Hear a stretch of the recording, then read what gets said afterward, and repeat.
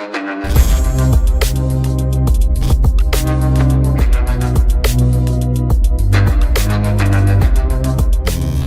वालेकुम गाइस, कैसे हैं आप? उम्मीद करते हैं कि आप सब खैरियत से होंगे, खुश होंगे और हमारी दुआ है कि हम हमेशा खुश रहें, हंसते और मुस्कुराते रहें। मेरा नाम है रहमान अनवर और मैं हूं मोहम्मद सुहेल और मैं हूं ज़फर इकबाल। और आज हम जिस वीडियो पर रिएक्ट करने जा रहे हैं, इस वीडियो का टाइटल है India budget 2023 defence budget, ISRO budget, income tax budget, सारे बजट भाई 2023 का। तो देखते हैं वीडियो। अगर वीडियो पसंद आया तो लाइक सब्सक्राइब ज़रूर कीजिएगा और कमेंट में अपनी राय का इज़हार ज़रूर कीजिएगा। तो करते हैं वीडियो स्टार्ट। नमस्कार and welcome you to world affairs. मैं हूं प्रशांत धवन और इस वीडियो में हम बात करने वाले हैं भारत के मेगा 550 बिलियन डॉलर के बजट के बारे में। दुनिया भर में आप देखोगे तो इसको डिस्कस किया जा रहा है कि पीएम प्लान ये है कि इंडिया की इकोनॉमी को ये और आगे लेकर जाएंगे इस मैसिव बजट के साथ। अब यहाँ पे आप कहोगे ये तो डॉलर हो गए, इंडियन रुपीस में इंडियन बजट कितना ज्यादा बड़ा है। तो इस बार का जो बजट है यहाँ पर टोटल खर्चा हो रहा है 45 लाख करोड़ रुपए का। जी हाँ, टोटल ये अमाउंट 45 लाख करोड़ रुपए हो गया। और पिछले साल से आप अगर कंपेयर करोगे तो हमारा बजट 7.5% बढ़ चुका है। अगेन मैं यहाँ पे बस एक्सपेंडिचर की बात कर रहा हूँ कि कितना पैसा सरकार खर्च करने का प्लान कर रही है फाइनेंशियल ईयर 2023-24 में। और एक बार सोच कर देखो, 550 बिलियन डॉलर, इसको ना कंपेयर करोगे दुनिया की बड़ी कंट्रीज की इकोनॉमी से तो आप रियलाइज कर पाओगे कि भारत के बजट की बात दुनिया भर में क्यों होती है। Ireland, Norway, Nigeria, UAE, Egypt, Bangladesh, इन सब कंट्रीज की टोटल जो इकोनॉमी है ना, जी हाँ इकोनॉमी, इन सब देशों की इकोनॉमी उनसे ज्यादा बड़ा है भारत का बजट। हालांकि ये जो लिस्ट है देख के लगता है कि वाह, जितनी इनकी इकोनॉमी नहीं है उतना तो बस हम खर्चने वाले हैं आने वाले फाइनेंशियल ईयर में। जी हाँ, सुनने में काफी अच्छा लगता है, मगर साथ ही साथ ना हमें खुद को एक रिमाइंडर ये भी देना होगा कि जो यूनाइटेड स्टेट्स ऑफ अमेरिका है, यूएसए है, उस देश का जो डिफेंस बजट है ना, यही आपको मिलेगा करीब 780 बिलियन डॉलर का। तो जितना यूएस अपने डिफेंस पे खर्चता है ना, उससे काफी कम तो हमारे पूरे साल का बजट होता है। और अगर वैसे आप ये जानना चाहते हो कि यूएसए का बजट क्या होता है, जैसे हम लोग ये 45 लाख करोड़ रुपए खर्चेंगे पूरे देश पर, इसमें हमारा डिफेंस, खाना पीना, एनवायरमेंट वगैरह सब कवर हो जाएगा। अमेरिका का बजट कितना होता होगा? तो देखो, यूएसए का बजट रहता है रफली 6.7 ट्रिलियन यूएस डॉलर्स के आसपास। और साथ ही साथ ये भी याद रखना, उनकी आबादी भी 35 करोड़ के आसपास है, हमारे यहाँ 140 करोड़ लोग हैं। और फिर चाइना की तरफ अगर हम देखें तो चाइना का जो टोटल बजट है, जितना ये लोग खर्चेंगे आने वाले एक साल में, ये रहेगा 3.5 से लेकर 3.7 ट्रिलियन डॉलर्स के आसपास। तो यूएसए चाइना के बजट तो देखिए अलग ही गैलेक्सी में होते हैं, मगर इन दोनों कंट्रीज के बाद अगर किसी देश के बजट को इंटरनेशनल मीडिया प्रॉपर कवरेज देता है तो वो है इंडिया। और इसका एक बहुत ही सिंपल रीजन है, क्योंकि इंडिया मेजर इकोनॉमीज में दुनिया की सबसे तेजी से ग्रो करने वाली इकोनॉमी है। आईएमएफ ने प्रोजेक्शन करी है कि इंडिया की फास्टेस्ट ग्रोथ रेट रहने वाली है आने वाले समय में 6.1% के आसपास इंडिया लगातार ग्रो करता रहेगा। तो आप इमेजिन करके देखो, एक ऐसा देश जहां पर विदेशी निवेशक बहुत सारा पैसा डालते हैं, जो ग्लोबल ग्रोथ को आगे धकेल रहा है, उस कंट्री की सरकार कैसा बजट बनाएगी? क्या ये आने वाले 5-10 साल के बारे में सोचकर बजट बनाएंगे या फिर अभी के लिए जनता को खुश करने के लिए पैसे बांट देंगे? ये हमेशा एक बहुत ही बड़ा क्वेश्चन मार्क रहता है इंडिया के बारे में। और इस बार का जो बजट है, मैं कहूंगा काफी हद तक बैलेंस करने की कोशिश करी है सरकार ने कि जनता को भी थोड़ा बहुत कुछ मिल जाए और साथ ही साथ देश की जो ग्रोथ है ये भी लगातार आगे बढ़ती रहे। अब एक क्वेश्चन आप यहाँ पे मुझसे पूछोगे कि मैंने जो ये अमाउंट कोट किया जी 45 लाख करोड़ रुपीज, ये हमारा एक्सपेंडिचर है, ये सरकार ने खर्चा है। तो पूरा जो बजट होता है, जो निर्मला सीतारमण जी पार्लियामेंट में खड़ी होकर स्पीच देती है, उस बजट में सिर्फ यही बात होती है कि 45 लाख करोड़ रुपीस को हम कैसे खर्चेंगे? तो इसका आंसर है नहीं। पहली बात तो देखो, बजट जो वर्ड है ना, ये ऑफिशियली गवर्नमेंट डॉक्यूमेंट में इस्तेमाल होता नहीं है। ये आप कह लीजिए मीडिया में या फिर कैजुअल टॉक में हम इस्तेमाल करते हैं। जो प्रॉपर डॉक्यूमेंट सरकार रिलीज करती है उस पर लिखा होता है जी एनुअल फाइनेंशियल स्टेटमेंट। और इस फाइनेंशियल स्टेटमेंट में सरकार बेसिक बात ये बताती है कि कितना पैसा हमारे पास आया, कितना पैसा हम खर्चेंगे और एक डेफिसिट क्या क्रिएट हो चुका है। डेफिसिट मतलब के अभाव। अब भारत का फिस्कल डेफिसिट इस बजट के टाइम में है 5.9%। 5.9% का मतलब यह है कि भारत की सरकार जितना कमा रही है, चाहे जहां से कमा रही हो, चाहे ब्रह्मोस बेच के कमा रही है या फिर आप और मैं जो टैक्स देते हैं उससे कमा रही है, इनडायरेक्ट टैक्स से कमा रही है, जो भी इनके पास रेवेन्यू आ रहा है इसको ये माइनस कर देते हैं टोटल एक्सपेंडिचर से, कितना खर्चा हो रहा है, और उसके बाद निकल के आता है हमारा फिस्कल डेफिसिट। और अभी हमारा फिस्कल डेफिसिट है करीब 5.9%, मतलब कि जितनी आमदनी है उससे ज्यादा खर्चा हमारा हो रहा है। और ये भी एक बहुत ही इंपॉर्टेंट पहलू है जिसको पूरी दुनिया देखती है कि भारत का फिस्कल डेफिसिट क्या रहने वाला है। क्योंकि अगर एक कंट्री का फिस्कल डेफिसिट धीरे धीरे कम होना स्टार्ट हो जाता है ना, तो मतलब कि वो देश लॉन्ग टर्म में स्ट्रांग रहेगा। जो कमजोर देश होते हैं, जिनकी अर्थव्यवस्था बहुत ज्यादा खराब होती है, उनके फिस्कल डेफिसिट आप देखोगे 22%, 25% के आसपास चले जाते हैं। एग्जाम्पल के लिए बता रहा हूं कि श्रीलंका में ना जब फिस्कल डेफिसिट पहुंच गया था 11% के आसपास, उसके बाद हम सबने देखा कि किस तरीके से पूरे देश में एक आर्थिक संकट आ गया था। तो खैर, इस फिस्कल डेफिसिट को देख के जरा डरिएगा मत। याद रखिएगा कि भारत के पास बहुत सारी विदेशी मुद्रा भंडार भी है, फॉरेन एक्सचेंज रिजर्व भी है, तो इस फिस्कल डेफिसिट को हम मैनेज कर सकते हैं। और सरकार का प्लान तो ये है कि 2025-26 तक ना इस फिस्कल डेफिसिट को हम 4.5% के आसपास लेके आएंगे। ये फिस्कल डेफिसिट जितना कम होगा उतना विदेशी निवेश भारत में बढ़ता रहेगा। और ये बात देखिए, हमारे देश के बजट में हमारी वित्त मंत्री हमको बताती है कि देश का फिस्कल डेफिसिट अभी इतना है, यहां से पैसा आ रहा है, यहां पे हमने पैसा खर्चा है। फॉर एग्जांपल, यहां पे आप देख पाओगे ये बेसिक इनकम और एक्सपेंडिचर का ग्राफ है। सबसे ज्यादा सरकार के पास आज के समय पैसा कहां से आ रहा है, यहाँ पे आप देख पाओगे बोरोइंग्स और अदर लायबिलिटीज से। जी हाँ, हमारे बजट का एक बहुत ही बड़ा परसेंटेज बनता है उधार से। अभी जो रिसेंट बजट आया है उसमें भी बताया गया कि सरकार ने 14,21,000 करोड़ रुपए ये उधार लिए हैं। ये उधार वेरियस तरीके से होता है, काफी बार बॉन्ड्स के जरिए होता है, काफी बार वर्ल्ड बैंक के जरिए होता है, और ये हर जगह कॉमन आपको मिलेगा। यूएसए भी यही करता है, चाइना भी यही करता है। इसको देखकर घबरा मत जाना, क्यों हमको तो उधार लेके चलाना पड़ता है। पूरी दुनिया ही ऑलमोस्ट ऐसे चल रही है। एक्चुअली दुनिया से कंपेयर करके आप अगर देखोगे तो भारत के बजट में जो बोरोइंग का कंपोनेंट है, उधार का कंपोनेंट है, ये बहुत कम मिलेगा compare to USA and China. और सरकार आने वाले समय में और 15,40,000 करोड़ रुपए का उधार एक्स्ट्रा उठाएगी। और इसलिए आपने एक बात देखी होगी, काफी बार ये जो ग्राफिक्स है, अगर आप ट्विटर पे देखोगे और जगह देखोगे, एक यहाँ पर लिखा होता है कि रुपी गोज टू, के खर्चा कहां पे हो रहा है। इंटरेस्टिंग बात देखिए, यहाँ पे लिखा है कि अगर मान लो सरकार के पास 1 रुपया खर्च करने के लिए, तो उसमें से 20 पैसे जाते हैं इंटरेस्ट पेमेंट्स में। ये जो इंटरेस्ट पेमेंट्स है ना, ये वो पेमेंट है जो सरकार को करनी पड़ती है उधार लेने के बाद। उधार आपने उठा लिया, उसके बाद जो इंटरेस्ट पेमेंट्स आप करते हो वो भी सरकार का एक्सपेंडिचर ही होता है। हर साल सरकार का आप कह लीजिए 20% पैसा तो इंटरेस्ट पेमेंट में निकल जाता है। फिर सेकंड नंबर पे जो मेन खर्चा आता है वो है स्टेट शेयर का। जो हमारे देश के राज्य हैं, बिहार, तमिलनाडु, मध्य प्रदेश, इन सब की जो सरकारें हैं, इनको भी सरकार पैसा देती है यूनियन बजट से। तो 18% तो ले जाती है स्टेट्स। तो यहीं पे आप कह लीजिए ऑलमोस्ट 40% तो आपका खर्चा यहीं पर निपट गया। उसके बाद हम देखते हैं बाकी खर्चा कहाँ पे होता है ना। अब यहाँ पे आप अगर सोच रहे हैं, वाह, मतलब कि इंटरेस्ट पेमेंट में 20 पैसे उड़ गए, 18 पैसे यहाँ पे उड़ गए, 38 ये हो गया, तो अब इसके बाद अब एक बड़ा कंपोनेंट क्या बचा है। अब नोटिस करो, यहाँ पर ये लिखा है कि सेंट्रली स्पॉन्सर्ड स्कीम्स के लग जाते हैं 9 पैसे, सेंट्रल सेक्टर स्कीम्स के लग जाते हैं 17 पैसे। मतलब कि 26 पैसे आपका जो 1 रुपया है ना जो आपको खर्चना है, उसमें से 26 पैसे और आपके चले गए केंद्र सरकार की बहुत सारी स्कीम्स है। For example, Mahatma Gandhi national rural employment guarantee programme, ये तो खैर एक बड़ी स्कीम है। इसी की तरह किसानों के लिए, आर्टिस्ट के लिए, मजदूरों के लिए वेरियस जो स्कीम्स निकालती है भारत सरकार, उस सब में चला जाता है बहुत सारा खर्चा। तो 26 पैसे यहाँ पे आपके चले गए। उसके बाद हम आते हैं धीरे धीरे डिफेंस पर, पेंशन पे, बाकी एक्सपेंडिचर पे, जहां पे आपका एजुकेशन, हेल्थ वगैरह भी आता है। और भारत का डिफेंस बजट कितना बड़ा है ये देखो, दुनिया भर में न्यूज बनाता है। ठीक है, लोग पढ़ते हैं कि अच्छा इंडिया का डिफेंस बजट इतना बढ़ गया है,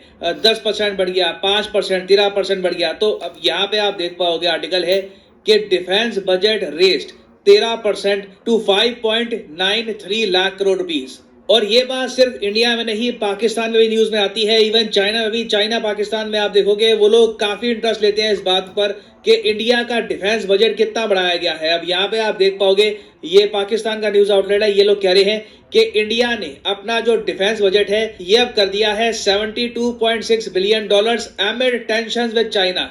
अब देखो, दूर से देखने में लगता है कि जी ठीक है, इंडिया का जो डिफेंस बजट है 13% बढ़ गया, बट एक सैड रियलिटी हमको यहाँ पर यह समझनी होगी कि यहाँ पर जो मैक्सिमम हमने इंक्रीज किया है ना, ये किया है सैलरीज और पेंशन्स में। इसका मतलब अब ये नहीं है कि भारत ने जरा पैसा एलोकेट कर दिया है कैपिटल एक्सपेंडिचर में, मतलब कि अब हम बहुत ज्यादा डिफेंस इक्विपमेंट परचेज करेंगे, S-500 परचेज करेंगे, रफाल के बाद F-35 परचेज करेंगे। नहीं, ये जो आप इंक्रीज देख रहे हो, आप यही समझ लो कि जो सैलरी और पेंशन जाती है हमारे करंट सोल्जर्स को और रिटायर्ड सोल्जर्स को, उसमें जो इंक्रीज हुआ है उसको एडजस्ट किया गया है। तो वैसे जो ये 13% की हाइक है ना, ये काफी नहीं है। इंडिया को जल्दी से जल्दी आने वाले 4 से लेकर 5 सालों में ये इंश्योर करना होगा कि हमारा डिफेंस बजट एटलीस्ट $100 बिलियन जाए, क्योंकि 100 बिलियन ही वो अमाउंट है जहां पे आप पेंशन, सैलरी का जो कंपोनेंट है वो कवर करके अपने देश की मिलिट्री को मॉडर्नाइज भी कर सकते हो। तो डिफेंस बजट में जो ये 13% की हाइक है,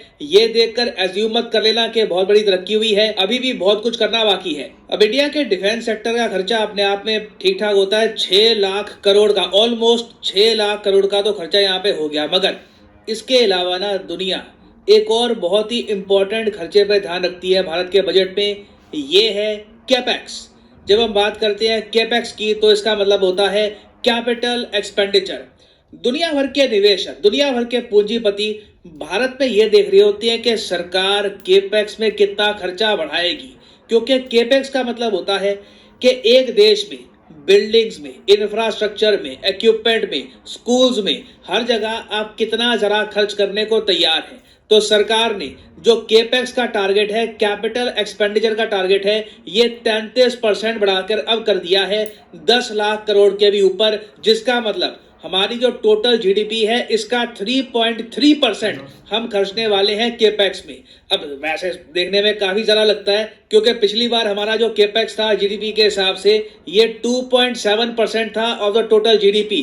तो जो ये बढ़ोतरी हुई है, दुनिया भर के निवेशक इसको वेलकम करेंगे। भारत की जो ग्रोथ स्टोरी है उस पर लोगों का विश्वास बढ़ेगा। मगर मैं आपको बता, चाइना जहां पर पहुंच चुका है ना, वो इतने कम केपेक्स के साथ नहीं पहुंचा। आप अगर चाइना की ग्रोथ स्टोरी की हिस्ट्री देखोगे, तो जब से इनका बजट 1 ट्रिलियन के आसपास का पहुंचा पहली बार, तब से ना इन्होंने केपेक्स पे जो स्पेंडिंग हुई है ये 4 से 5% रखी। फिर एक ऐसा समय भी आया जब चाइना ने केपेक्स की स्पेंडिंग 6 से 8% के ऊपर भी कर दी थी। इन्होंने इतना ज्यादा इंफ्रास्ट्रक्चर बिल्डअप किया कि देश में इनके रोजगार बढ़ा बहुत ज्यादा, इनके कई गांव ट्रांसफॉर्म हो गए, बहुत सारे एक्सप्रेसवे बन गए। तो ये देखकर देखिए, अब मैं क्या बोलूं आपको, अब यहाँ पर मैं ये कहूंगा कि कुछ हुआ नहीं है, ये भी गलत होगा, क्योंकि केपेक्स का टारगेट जब आप बढ़ा देते हो 33%, तो ये अपने आप में एक बड़ा पुश है। मगर ये ना मेरे हिसाब से एटलीस्ट इंडिया के लिए होना चाहिए टोटल जीडीपी का 4 से लेकर 5% के आसपास, क्योंकि यहीं पे आप नींव रख रहे हो कल के भारत की। जितना कैपिटल एक्सपेंडिचर आपका होगा, जितनी जल्दी आप भारत का इंफ्रास्ट्रक्चर वर्ल्ड क्लास बनाओगे, उतना ही ज्यादा भारत आकर्षित करेगा दुनिया भर के निवेश को। और ना सिर्फ निवेश को, अगर आपको भारत में मैन्युफैक्चरिंग बढ़ानी है, आपको वियतनाम को टक्कर देनी है, आपको इंडोनेशिया को टक्कर देनी है, तो उसके लिए कैपिटल एक्सपेंडिचर बढ़ाना होगा। उसके अलावा देश में लिटरेसी बढ़ानी है, स्कूल्स आपको बढ़ाने हैं, उस सब के लिए भी capex is very very important. और अगर हमारा टारगेट है कि इंडिया लगातार एक बहुत ज्यादा हाई ग्रोथ रेट के साथ आगे बढ़ता रहे, तो उसमें होगा एक बहुत ही बड़ा रोल रेलवे का, क्योंकि रेलवे में इंफ्रास्ट्रक्चर अगर बेहतर होता है, सरकार रेलवे में पैसा खर्च रही है, तो इसका मतलब ये है कि ज्यादा लोग घरों से बाहर निकलेंगे, ट्रैवल करेंगे, कम्यूट करेंगे, जॉब करने के लिए जाएंगे, इकोनॉमिक एक्टिविटी होगी। उसके अलावा आप अगर मैन्युफैक्चरिंग फील्ड में हैं, तो आपका जो फ्लाइट कॉस्ट है ये भी कम होगा। आप माल एक स्टेट से दूसरी स्टेट में कम खर्चे में पहुंचा सकते हैं। और इस बार देखो, सरकार ने ना क्लियर इंडिकेशन दे दी है कि इंडिया ग्रोथ के पीछे भाग रहा है। एक बार को हम बहुत सारा पैसा अपनी जनता पे ऐसी बस स्कीम्स में नहीं बांटेंगे, मगर लॉन्ग टर्म के लिए हम निवेश करेंगे देश के इंफ्रास्ट्रक्चर में। इसलिए इस बार के बजट में ये भी देखा गया कि रेलवेज को मिला है highest ever capital outlay 2.4 lakh crore rupees का। भारत के इतिहास में देख लो तो इतना ज्यादा कैपिटल आउटले रेलवे को कभी मिला नहीं था। और देखोगे इंडिया ना 2020 के आसपास तो सिर्फ 1 लाख करोड़ के आसपास खर्चता था रेलवे पर। अब ये अमाउंट शूट करके डबल से भी ऊपर जा चुका है। तो रेलवे है एक ऐसा सेक्टर जहां पर सरकार बिल्कुल पैसा खर्चने को तैयार है, निवेश करने को तैयार है। और इंटरेस्टिंग बात देखिए, जैसे ही रेलवे मिनिस्ट्री को पता लग गया कि इनको बहुत सारा पैसा मिलने वाला है इस बजट में, इन्होंने एक बड़ी अनाउंसमेंट कर दी वंदे मेट्रो की। वंदे भारत तो ऑलरेडी वंदे भारत ट्रेन तो चल रही है, वंदे मेट्रो ना एक मिनी वर्जन होगा वंदे मेट्रो का। और वंदे मेट्रो के अंदर कोशिश ये होगी कि जो हमारे बड़े शहर हैं वहां पर जो लास्ट माइल कनेक्टिविटी है, कि मतलब कि किसी आदमी को काम पे जाना है, उसको कहीं और ट्रैवल करना है, उसकी सहूलियत के लिए वंदे मेट्रोस बनाई जाएंगी ना। फिर हम आते हैं इनकम टैक्स पे। देखिए ये भी ग्रोथ को बूस्ट करने का एक जरिया होता है, क्योंकि जब आम इंसान के हाथ में जरा पैसा होगा, वो जरा पैसा खर्चेगा, इकोनॉमिक एक्टिविटी होगी। तो सरकार देखिए बहुत लंबे समय से विचार में थी कि इनकम टैक्स स्लैब में थोड़ी सी छूट दी जाए, आम आदमी के हाथ में एक्स्ट्रा पैसा आए। मगर देखो इन्होंने कोशिश करी है, मगर ज्यादा इम्पैक्ट ना इसका दिखा नहीं है। अब इस बार आप अगर देखो तो सरकार ने अपनी तरफ से जो 2 इनकम टैक्स के रिजीम है, देखो इनकम टैक्स अगर आपको पे करना है ना तो उसके लिए 2 तरीके हैं। एक तो सरकार कहती है कि ओल्ड सिस्टम है, एक सरकार ने नया सिस्टम बना रखा है। तो जो नया सिस्टम है उसके अंदर सरकार ये कह रही है कि अगर एक आदमी 7 लाख तक कमाता है, 7 लाख 1 रुपया नहीं, सिर्फ 7 लाख तक अगर वो साल में कमाता है तो उसको टैक्स पे करने की जरूरत ही नहीं है, जीरो टैक्स। ठीक है, सारा पैसा आपका अपने हिसाब से खर्चो। आपकी सैलरी अगर जाती है जी मान लो 7,50,000, 7 लाख के ऊपर जाती है, 1 पैसे भी ऊपर जाती है, तो सीधा आप आ जाओगे टैक्स ब्रैकेट के अंदर। मगर अब प्रॉब्लम ये होगी इसमें कि आपको पहले जो एडिशनल टैक्स के बेनिफिट मिलते थे वो सब नहीं मिला करेंगे इसमें। जैसे फॉर एग्जांपल आपने अगर होम लोन ले रखा है तो होम लोन की किस्तें जो आप चुकाते थे उसमें भी आपका टैक्स बच जाता था। तो यहाँ पे आप उस तरीके से टैक्स नहीं बचा पाओगे। तो इससे क्या होगा कि देश में जो 14% की आबादी है, जो 3.5 लाख से लेकर 17 लाख कमाती है, उसको हम कहते हैं कि मिडिल क्लास में आते हैं। 17 लाख से ऊपर रिच की कैटेगरी में आप डाल सकते हो उनको। तो इनको थोड़ा बहुत बेनिफिट देने की कोशिश करी गई है, मगर सिंस जो भी यहाँ पे ये 7 लाख तक की छूट है ये नई टैक्स रिजीम के अंडर है ना, इसमें अगर मान लो कि एक आदमी कमाता है 9-10 लाख रुपए साल के तो उसको बहुत ज्यादा बेनिफिट होगा नहीं, क्योंकि बाकी जो वेरियस टैक्स रिडक्शन थी वो उस पर अभी अप्लाई करेगी नहीं ना। ये तो मैंने आपको बताई है मेन बड़ी हाईलाइट्स इस बजट की। मगर इस बजट में और भी बहुत सारे छोटे छोटे कंपोनेंट्स हैं, छोटी छोटी स्कीम्स हैं जो सरकार ने कहा है कि सप्तऋषि प्लान के अंडर आती है। यहाँ पे आप देख पाओगे गवर्नमेंट अनवील्स सप्तऋषि प्लान। सरकार कहती है कि हमारे इस बजट की 2023 के बजट की टोटल 7 प्रायोरिटीज है। और ये प्रायोरिटीज कौन कौन सी हैं? एक तो इंक्लूसिव डेवलपमेंट होगी तो जी सबकी होगी। Digital public infra for agriculture. देखो डिजिटल पब्लिक इंफ्रास्ट्रक्चर हमारे शहरों में बन चुका है, मगर एग्रीकल्चर में हम इसको इतना भी यूज नहीं कर रहे, तो इसको सरकार पुश देगी। उसके अलावा इंफ्रास्ट्रक्चर इन्वेस्टमेंट, वो मैं आपको बता चुका हूँ, केपेक्स में हमने बढ़ोतरी करी है। फिर अनलीशिंग पोटेंशियल, ये बहुत गोल बड़ी टर्म है कि पोटेंशियल अनलीश करना है, उसके लिए कुछ स्कीम्स उन्होंने लॉन्च करी है। फिर ग्रीन ग्रोथ के जो भी डेवलपमेंट हो उससे एनवायरनमेंट को लॉस ना हो, क्लाइमेट चेंज में नेगेटिव इंपैक्ट ना आए। और फाइनली फाइनेंशियल सेक्टर को भी हेल्प करेगी सरकार। अब इस सब में ना पर्सनली आप मुझसे पूछोगे अच्छा रहता कि अगर सरकार जॉब्स के लिए ना एक अलग से मेंशन करती कि नौकरी और अब क्रिएट करेंगे, उसके लिए हम अलग से मेंशन कर रहे हैं। बट इस पूरे बजट में आप देखोगे ना तो जॉब्स पर, एम्प्लॉयमेंट पर बहुत ज्यादा एम्फेसिस नहीं था। मगर सरकार ने एक बहुत ही इंपॉर्टेंट सेक्टर पर काफी फोकस किया इस बजट में, वो है एजुकेशन। एनहेंस्ड एजुकेशन एक्सपेंडिचर जो है अब ये 2.9% हो चुका है टोटल जीडीपी का, जो इंप्रूवमेंट है मेरे हिसाब से बहुत अच्छी इंप्रूवमेंट है। और सरकार ने ये भी कहा है कि एक नेशनल डिजिटल लाइब्रेरी बनाई जाएगी। इसके अंदर क्या होगा कि हमारे देश के जो बच्चे हैं उनके लिए दुनिया भर से, जी हाँ दुनिया भर से जो भी क्वालिटी बुक्स हैं वेरियस लैंग्वेजेस में, वेरियस टॉपिक्स की, ये अवेलेबल करवाई जाएगी फ्री ऑफ कॉस्ट में इस नेशनल डिजिटल लाइब्रेरी के अंडर। अब आप यहाँ पे कहोगे सब कुछ डिजिटल ही होगा। देखिए कई जो हमारे गांव है जहाँ पर अभी इतने कंप्यूटर्स हैं नहीं, तो वहाँ पर पंचायत और वार्ड लेवल पे कोशिश की जाएगी कि फिजिकल लाइब्रेरीज बनाई जाए ना। पर्सनली आप मुझसे पूछें इस मामले में ना, ठीक है एक स्टेप हम ले रहे हैं मगर बहुत पीछे रह गए हैं।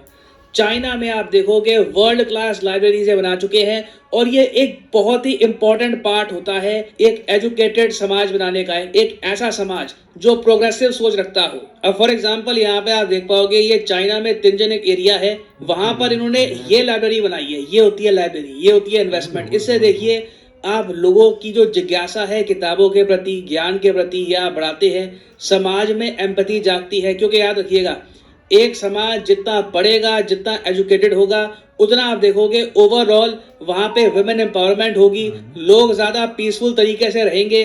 तो ये सब देखिए अगेन चाइना इस मामले में हमसे बहुत ज्यादा आगे है और इंडिया को भी कहीं ना कहीं कोशिश करनी चाहिए कि ऐसी लाइब्रेरीज हम बनाए। मैं तो कहता हूं कि हर राज्य में ना एक मेगा लाइब्रेरी होनी चाहिए जहां पे बहुत सी बुक्स अवेलेबल है, क्वालिटी बुक्स अवेलेबल हो। वहां पे डिजिटल फॉर्म में आप बुक पढ़ लो, फिजिकल फॉर्म में बुक पढ़ लो, ऑप्शन होनी चाहिए इसकी। तो अपने आप में ये वेलकम स्टेप है, मगर अगेन मैं कहूंगा टू लिटिल टू लेट। नवाब यहाँ पे मुझे कह सकते हैं कि सर आप थोड़ा सा ना नेगेटिव पॉइंट जरा बता रहे हो। यहाँ पे देखो ऑनेस्टली बताऊं, पॉजिटिव पॉइंट्स मुझे इतने जरा दिखे नहीं बजट में। एक और नेगेटिव पॉइंट मुझे ये भी दिखा, मैं चाहता था कि सरकार कुछ तो यहाँ पे एक प्रोग्रेस दिखाती, कुछ एक इंप्रूवमेंट दिखाती, मगर उल्टा काम हो गया। इसरो का बजट कम हो गया है। आप यकीन करेंगे डिपार्टमेंट ऑफ स्पेस को अब 12,500 करोड़ रुपए मिले हैं, पिछली बार से 8% कम। कितनी अजीब बात है। अगेन देखो आई एम श्योर के इसरो और डिपार्टमेंट ऑफ स्पेस के पास जो भी प्लान्स हैं वो इतने अमाउंट में कवर हो जाएंगे, सोच के ये जो होता है बजट में एलोकेशन की जाती है। मगर इससे मैसेज कितना खराब जाता है कि इसरो का बजट कम कर दिया। मैं कहता हूं इसरो का बजट जितना पहले था उतना ही रखते। कम करना ना एक बहुत ही नेगेटिव साइन भेजता है। तो अगेन मैं कहूंगा कि इसरो का बजट धीरे धीरे हमको इंक्रीज ही करना चाहिए। चाहे आपके अगर ऑपरेशंस कम हो, रिसर्च एंड डेवलपमेंट में खर्च हो, ये एक ऐसा सेक्टर है जहां पर इंडिया जितना खर्चेगा लॉन्ग टर्म में उतना बेनिफिट मिलेगा। और इस सब के अलावा देखिए कुछ बहुत ही छोटे लेवल पर स्कीम्स लॉन्च करी गई हैं, उस पर मैं कोशिश करूंगा कि बाद में शॉर्ट वीडियोस बना दूं या फिर जो एमसीक्यू की वीडियो आती है उसमें मैं कवर करा दूं। मगर ओवरऑल बजट की जो मेन हाईलाइट्स है इसमें मैंने यहाँ पर कवर कर दी है। और फाइनली यहाँ पर मैं ये भी ऐड कर दूं कि आप किसी भी एग्जाम की तैयारी कर रहे हैं, चाहे एसएससी, बैंक, यूपीएससी, आप सिंपली परचेज कर सकते हैं अनअकैडमी के क्वालिटी कोर्सेज, जिससे घर बैठ के आप तैयारी कर पाएंगे। और ये कोर्सेज परचेज करने के लिंक्स नीचे आपको मिलेंगे इस वीडियो के कमेंट सेक्शन में। यहाँ पे एक कमेंट पिंड होगी। फॉर एग्जांपल आपको परचेज करना है यूपीएससी का कोर्स, तो यूपीएससी के लिंक पर जाइए और यहाँ पे आप परचेज कर पाएंगे अनअकैडमी का यूपीएससी कोर्स, जिससे प्रीलिम्स और मेंस जो है आपका ये प्रॉपरली कवर हो जाएगा। ये कोर्सेज आपको मिलते हैं 6 महीने, 3 महीने, 9 महीने, 12 महीने और इवन 36 महीने के लिए। मगर जो प्राइसेस यहाँ पर लिखे हैं ये कभी भी पेमेंट कर देना। सिंपली यहाँ पर कोड यूज करिए PD10 and the prices will start following. सीधा फ्लैट 10% आपको डिस्काउंट मिलेगा। So use the code PD10 and save money. So इसी नोट के साथ ये है वीडियो का अंत। Thank you for listening and as always God bless you all.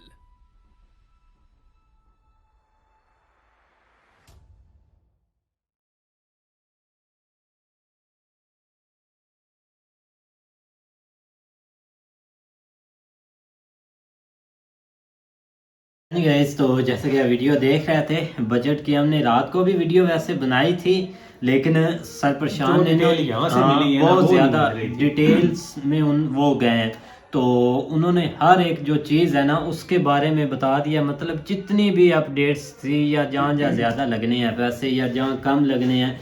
लेकिन ये सबसे पहले जब हमने देखा कि ना भाई जो इंडिया का बजट है ना, वो जो ये एशिया की कंट्रीज है ना, इतनी तो इनकी जीडीपी नहीं जितना उनका बजट है उसमें भाई। हाँ, कुछ यूरोपियन भी हैं, नॉर्वे बात है। थोड़ा सा आप देखें ना, एक बड़ा मुल्क है तो उस हिसाब से फिर बजट भी तो ज्यादा होना है। बजट ज्यादा वो कंपैरिजन कर सकते हैं, वो ठीक है अमाउंट वाइज। लेकिन ये कि उसमें थोड़ा बहुत पॉजिटिव भी है, नेगेटिव भी है। नेगेटिव इतना खास नहीं है क्योंकि जो भी एक जो मतलब डिपार्टमेंट में बंदे बैठे होते हैं या जो एक मुल्क को चला रहे थे, उनको बेहतर तरीके से पता होता है कि हमने क्या चीज़ किस हिसाब से करनी है, क्योंकि आगे उनको भी फेस करना पड़ता है कि ये चीज़ हमने अगर कम की है तो इसका हमें जो है ना वो जवाब देना पड़ेगा।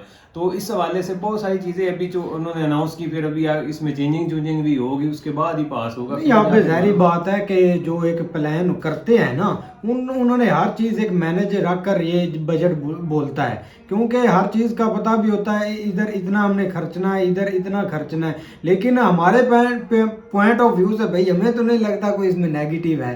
नहीं, नेगेटिव कोई नहीं, पैसा बहुत ज्यादा है, उन्होंने हर एक अब आप दूर ना जाए, जस्ट जो है ना डिफेंस के ऊपर आ हाँ, जाए। डिफेंस पर लेकिन डिफेंस का अगर उन्होंने 13% जो है ना वो इंक्रीज किया है, तो जाहिर बात है उसमें हम तो ये कह देते हैं कि भाई जी वो देखो जी उन्होंने बजट में इतना इजाफा कर दिया, लेकिन ये कि हाँ। हम दोनों मुल्कों को ज्यादा जो है ना वो फेस करना पड़ रहा है, ये जो पेंशन और पेंशन जो है ना, रिटायरमेंट ये वगैरह जो है ना। लेकिन यहाँ पे एक और चीज है, जो पाकिस्तान का बजट है ना, उसमें अगर डिफेंस बजट अनाउंस होता है ना, तो उसमें ये पेंशन पुंशन वाला केस जो है ना वो नहीं होता। ये हाँ। इन्होंने जो है ना वो सिविल बजट में अनाउंस कर मतलब ऐड कर दिया हुआ, इसलिए उनका बजट। अच्छा, अब दूसरी चीज ये है कि अगर इंडिया को इंडियंस जो है ना वो डिफेंस बजट इतना मिल भी रहा है, लेकिन वो उसको प्रूव भी तो कर रहे हैं ना, और उसको प्रोफेशनल तरीके से इस्तेमाल कर रहे हैं। आप देख भी रहे हैं कि वो कहाँ पे प्रोफेशनल हाँ, तरीके से आप वो किस तरह कर रहे प्रोफेशनल में हैं। आ गया। आपके सामने उन्होंने लास्ट अगर आप ईयर में देखें, एक 2022 में देखें, उन्होंने कितनी डेवलपमेंट की है उसके अंदर अपने फौज के अंदर, डिफेंस के लिहाज से हैं।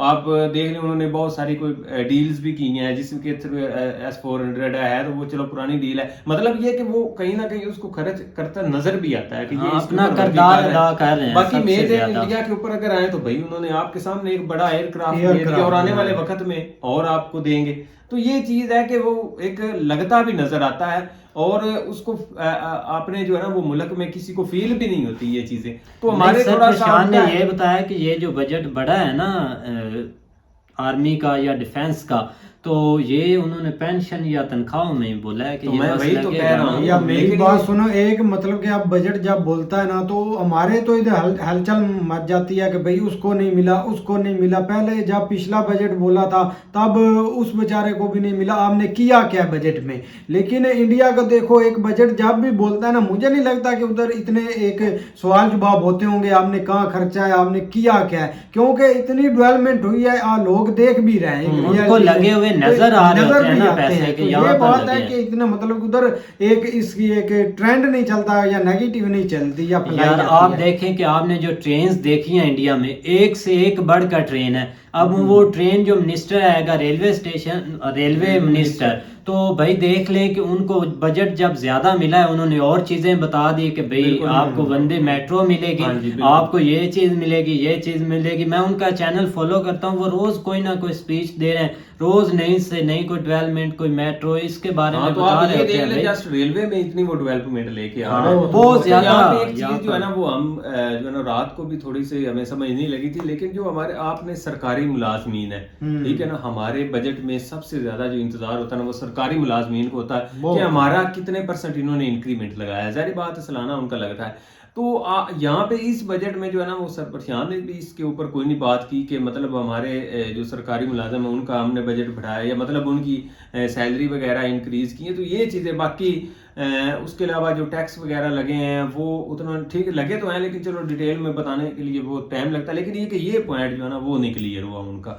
तो दूसरी बात हमें सबसे ज्यादा जो खुशी हुई है ना वो ये है कि कैपेक्स की जो जिस तरह उन्होंने बात की ना वो एक बहुत अच्छी बात है। कम से कम वो अपनी तालीम के ऊपर जो है ना वो इतना फोकस किए हुए हैं। और ठीक है चाइना है वो एक डेवलप्ड कंट्री, जिस तरह उन्होंने एक लाइब्रेरी में दिखा रहे थे कि वो और वाकई वो लग रही थी कि एक एडवांस से एडवांस तर है, और वो थोड़ा तो नहीं बहुत आगे इस मामले में। लेकिन ये कि कम से कम पीछे से आप एक रेस में तो शामिल हैं। अब मेरी बात सुनो ना, इंडिया अगर मतलब के एक प्लान है ना उनका, तो इधर भी भाई आपको ऐसी लाइब्रेरी देखने को जरूर मिलेगी, क्योंकि जब एक वर्किंग करनी ना उस प्लान पर, तो ज़ाहिर बात है उन्होंने भाई इतने एक प्लान बनाए भी हैं, कंप्लीट भी किए हैं, हम देखकर हैरान भी हो जाते हैं। लेकिन अगर उनका प्लान है लाइब्रेरी का तो वो भी भाई बनेगी, क्योंकि देखा जाए तो फॉरेनर से आकर लोग इधर पढ़ते हैं और उनको एक इंटरेस्ट होता है कि हम इंडिया से कुछ सीखें। तो ज़ाहिर बात है भाई एक एजुकेशन पर उनका बहुत इंडियन कल्चर पर बहुत फोकस करते हैं जो फॉरेनर है ना, बहुत ज्यादा यहाँ पर योगा सीखने आते हैं या ऐसी बहुत सारी एक्टिविटीज हैं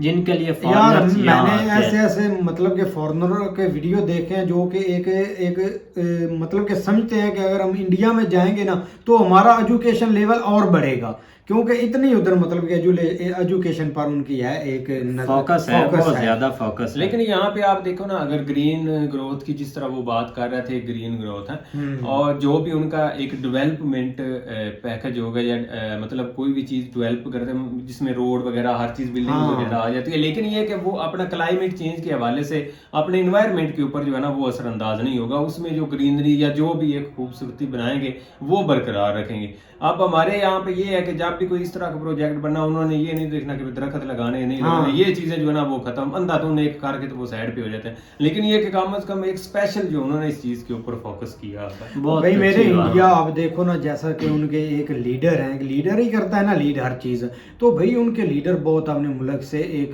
प्यार करते हैं। हर बंदा जिस फील्ड में है ना वो एक मुल्क समझ कर उस चीज को फील्ड को चला रहा है और अच्छे तरीके से चला रहा है, और हर फील्ड में आपको एक डेवलपमेंट ही मिलेगी, कोई शक नहीं इसमें। तो खैर उम्मीद करते हैं कि आपको वीडियो पसंद आएगी। अगर पसंद आए तो लाइक सब्सक्राइब जरूर कीजिएगा और कमेंट में अपनी राय का इज़हार जरूर कीजिएगा। अल्लाह हाफिज़।